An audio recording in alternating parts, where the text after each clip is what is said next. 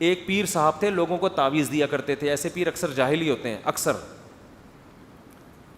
100% نہیں, اکثر. تو وہ تعویذ دیا کرتے تھے.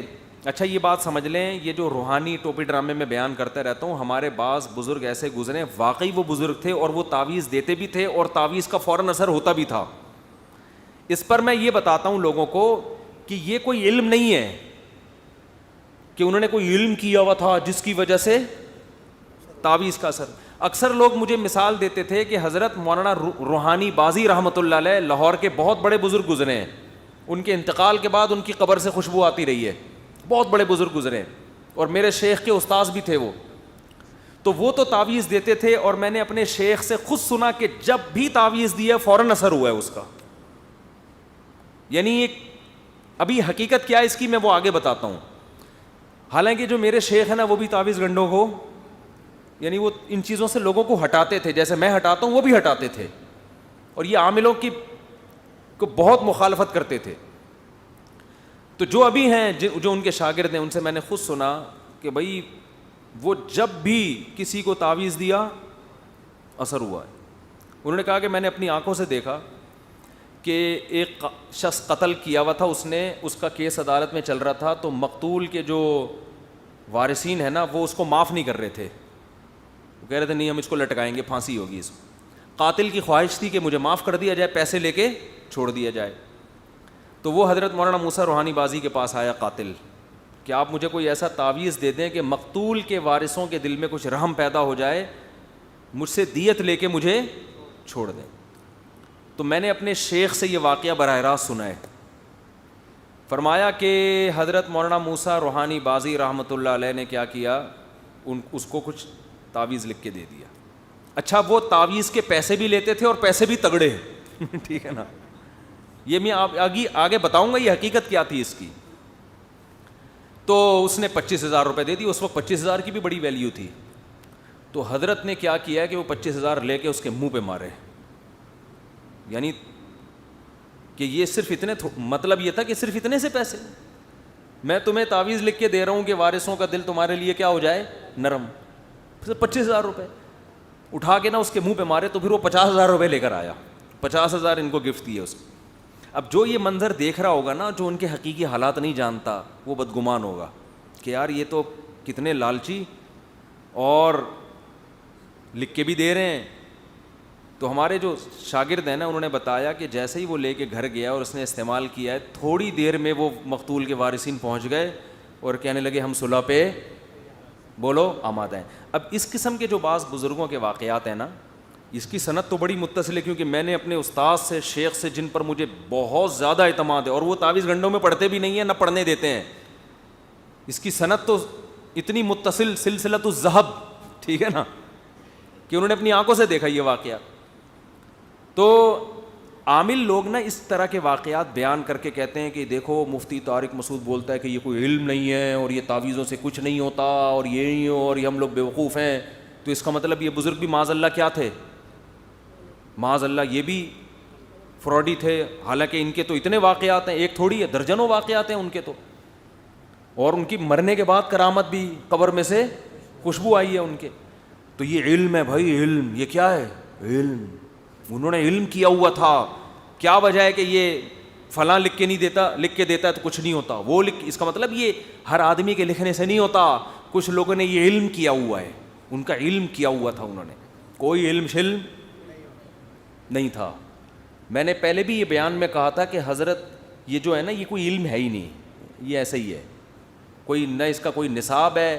جس عامل کے پاس بیٹھ جاؤ نا, تو نے کہاں سے علم کیا ہے, ایسی پھینکنا شروع کرے گا نا, آدمی کہے گا یار اس کو تو جو معلومات, جو بیسک نالج ہے نا, بولنے کا طریقہ وہ نہیں آتا, باقی علوم کہاں سے آئے ہوں گے اس کے پاس. اس کو تو یہ نہیں پتا کہ علم کی ڈیفینیشن کیا ہے. جتنا بڑا پھینکو ہوگا اتنا بڑا روحانی عامل ہوگا, لیکن علم کیا ہوا ہوگا اس نے, پتہ نہیں کون سا علم کیا ہوا ہے یار, کچھ بھی نہیں کیا ہوا ہے. تو میں نے کئی سال پہلے یہ دعویٰ کیا تھا کہ یہ جو بعض بزرگوں سے اس طرح منقول ہے نا, ادھر لکھ کے دیا ادھر بندے کا کام ہو گیا, یہ کرامت ہے. سمجھتے ہو؟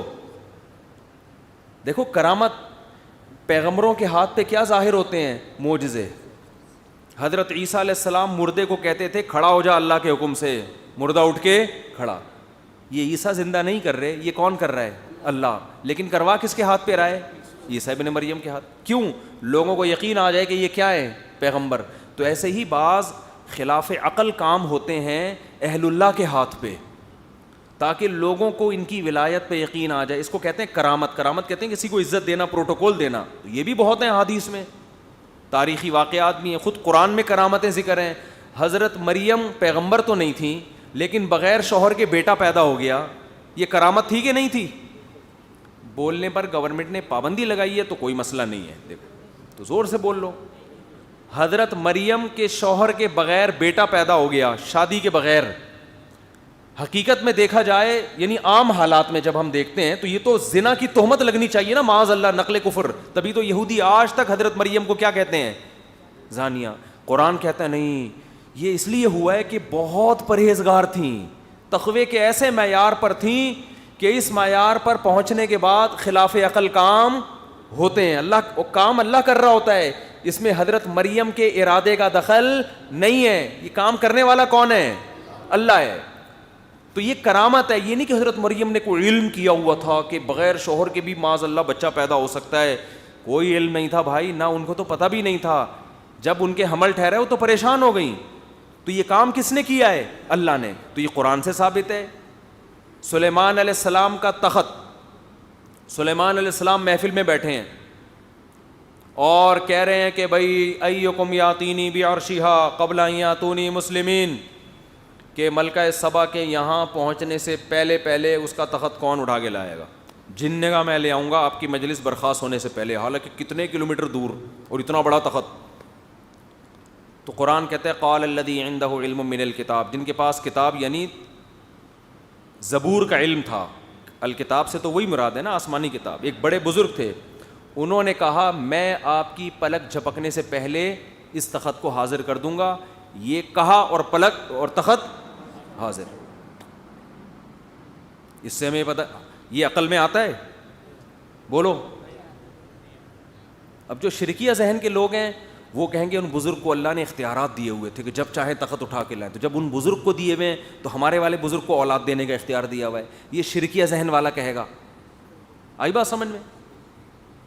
اور جو ملحد ہے نا، ملحد جو مانتا ہی نہیں، وہ کہے گا یہ واقعی غلط ہے، معاذ اللہ یہ ہو ہی نہیں سکتا، اٹ ازنٹ پاسبل. آئی بات سمجھ میں؟ وہ کہے گا یہ ناممکن ہے، یہ غلط ہے. حالانکہ اس طرح کے واقعات تو مشاہدے میں نے خود اپنی آنکھوں سے بھی کیے ہیں، کرامتوں کے. خود میرے ساتھ نہیں ہوتی، میں کوئی اتنا نیک آدمی نہیں ہوں، لیکن میں نے مشاہدے کیے ہیں. اگر ہوئی بھی ہو میرے ساتھ تو میں بتاؤں کیوں؟ یہ ہو سکتا ہے میرے ساتھ بھی ہوئی ہو. یہ 3 شادیاں کرامت ہی تو ہو گئی، ٹھیک ہے نا. عجیب سی کرامت ہے یار. لوگ کہتے ہیں 3 کر کے بھی زندہ گھوم رہا ہے یار. حقیقت ہے کرامت ہے. تو خیر، تو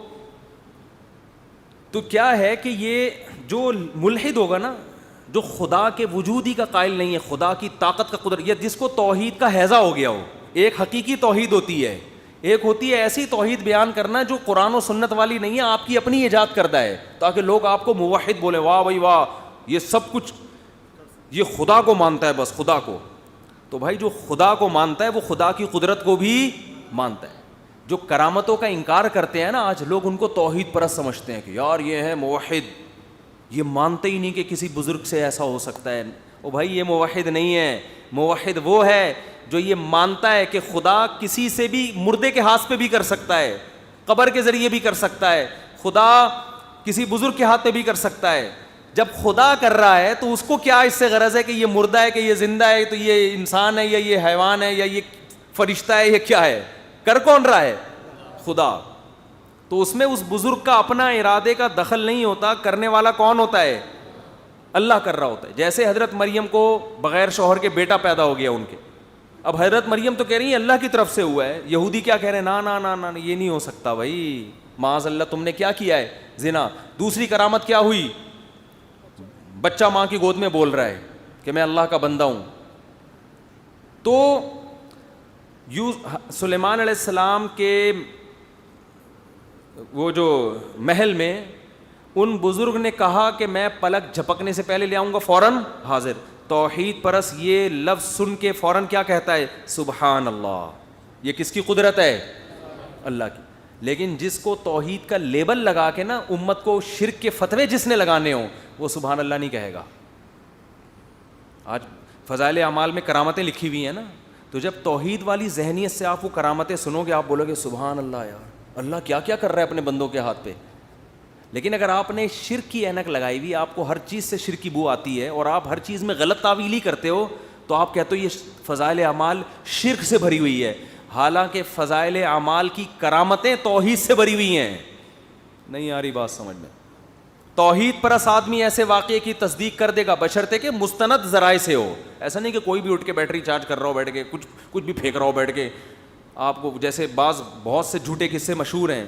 کرامت میں یہ ہے کہ سند کیا ہونی چاہیے؟ مضبوط. ورنہ جھوٹی کرامتیں بھی بہت ہیں, تو جھوٹی کو سچی سے مکس نہ کریں.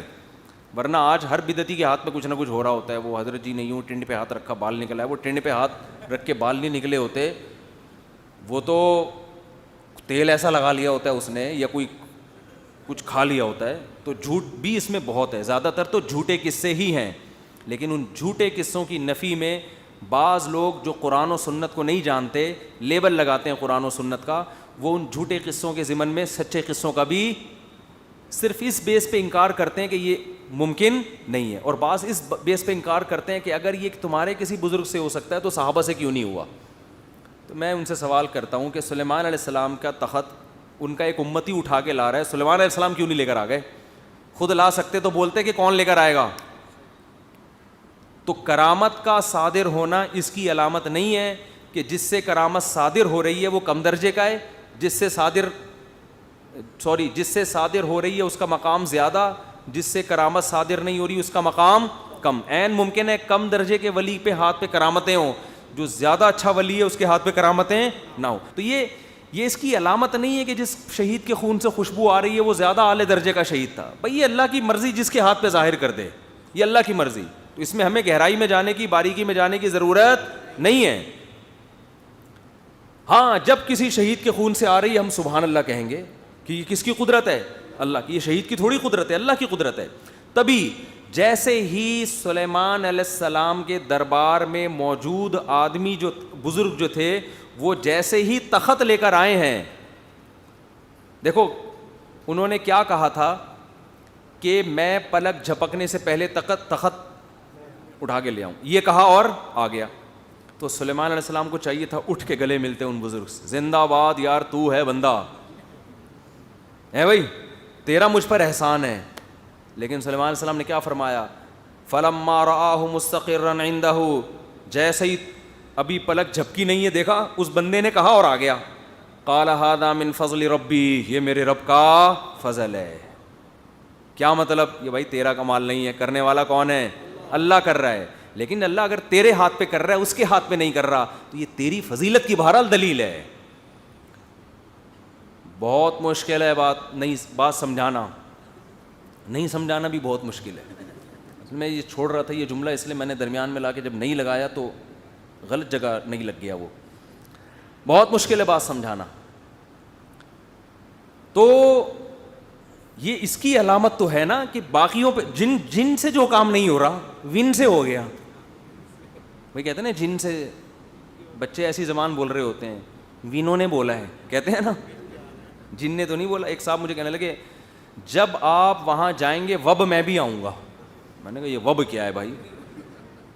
کہیں یہ وب بھی نکالا ہوا ہے لوگوں نے, تو ون بھی نکالا ہوا ہے. تو جن سے نہیں ہوا ون سے ہو گیا. لیکن سلیمان علیہ السلام کہہ رہے ہیں یہ کس کا فضل ہے؟ اللہ کا. لیکن اس کے ہاتھ پہ کرامت کا ظاہر ہونا بہرحال اس کی بھی فضیلت ہے کہ سلیمان علیہ السلام کے دربار میں ایسے تگڑے تگڑے اولیاء کرام موجود ہیں. بات آ رہی ہے؟ اب سمجھو, میں نے کئی سال پہلے یہ دعویٰ کیا تھا کہ حضرت مولانا موسیٰ روحانی بازی رحمۃ اللہ علیہ عامل نہیں تھے, نہ انہوں نے کوئی اس طرح کی علم کیے ہوئے تھے. یہ جو تعویذ کا اثر اگر ہو رہا تھا یہ ان کی کرامت ہے, اس کا عامل بننے سے کوئی تعلق نہیں ہے. اللہ نے ان کے ہاتھ پہ اس طرح کرامت ظاہر کی کہ پرچی میں کسی کو بسم اللہ لکھ کے دے دی اور کہا پانی میں گھول کے پی جا, بس اس میں اللہ نے کیا کر دی؟ جان ڈال دی. تو ہوتا ہے یہ. اب لوگ کہتے ہیں یہ کیسے ممکن؟ بھائی آپ کے ہاں بزرگ مارکیٹ سے شارٹ ہیں, جن کے ہاں بزرگ ہوتے ہیں ان کے ہاں ہوتا ہے. بہت سے لوگوں کے بزرگ ہیں ہی نہیں, ٹھیک ہے نا, تو ان کو کبھی نظر ہی نہیں آیا یہ. تو جن کے یہاں ہوتے ہیں, میں اپنے شیخ کی کرامت جانتا ہوں, لیکن میں ان کرامتوں کے واقعات آپ نے دیکھا ہوگا اکثر بیان نہیں کرتا.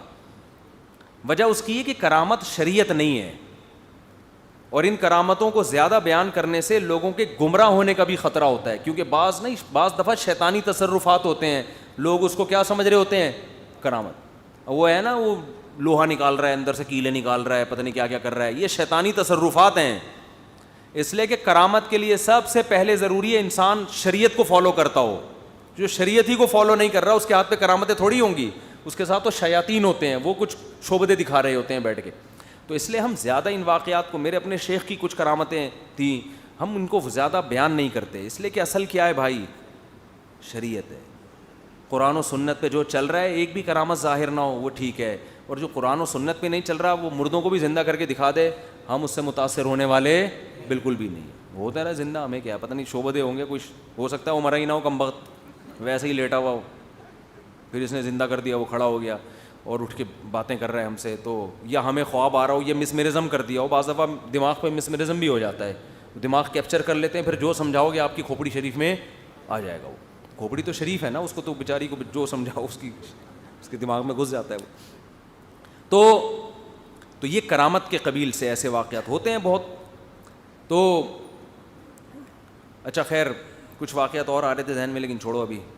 تو ہم ویسے ان کرامتوں کو اس لیے کہ بھئی اصل تو عمل ہے نا, تو عملی زندگی کو, اگر حضرت مولانا موسیٰ روحانی بازی رحمۃ اللہ جو بزرگ تھے, کرامت کی وجہ سے نہیں تھے, وہ اپنے اعمال کی وجہ سے تھے, تو اللہ نے ان کے ہاتھ پہ ایک چیز ظاہر کر دی. تو انہوں نے ہمارے شیخ جو ان کے شاگرد تھے ان کو کہا کہ میں چاہتا ہوں کہ یہ آپ کو بھی یہ ہو جائے, یعنی آپ بھی جب کسی کو تعویذ دیں تو فوراً کیا ہو جائے, فائدہ ہو جائے. اور اس کے لیے لوگ میرے بڑے پیچھے پڑے ہوتے ہیں. تو ہمارے شیخ بڑے خاندانی, انہوں نے کہا حضرت میں ان چکروں میں پڑھنا ہی نہیں چاہتا, میں چاہتا ہوں اللہ بس مجھ سے دین کا کام لے لے. سمجھ رہے ہو؟ تو یہ اور بڑی کرامت ہے, ٹھیک ہے نا, کہ ایک بزرگ کی کرامت دیکھ رہے ہیں اور وہ کہہ رہے ہیں کہ میں دعا کروں گا, اللہ سے التجا کروں گا, تو آپ کے اندر بھی ہے. انہوں نے کہا پھر میں تو اسی میں لگ جاؤں گا نا, میں چاہتا ہوں میں دنیا سے جاؤں تو بس دین کا کام کر کے جاؤں. تو ایسے ایسے خاندانی شیخ ہم نے رکھے ہوئے ہیں الحمدللہ. اچھا خیر, اور میں بھی یہ کام نہیں کرتا ویسے, میرے میں کرامت ہے بھی نہیں, میں تو پرچی لکھ کے بھی دوں گا, میں تو ویسے ہی لکھ کے دوں گا 4 کر لے, پھنسو گے اور کچھ نہیں ہوگا. کیونکہ ہم یہ کہہ رہے ہیں یہ جو عورتوں کو ٹھکانہ دو یار, اتنی بیوہ طلاق یافتہ عورتیں, ان کو ٹھکانہ دو, کیا کرنا ہے. مسائل اللہ سے دعا مانگو, سب سے بہتر کیا ہے, دعا مانگو, تعویذ گنڈوں سے نکالو اپنے آپ کو.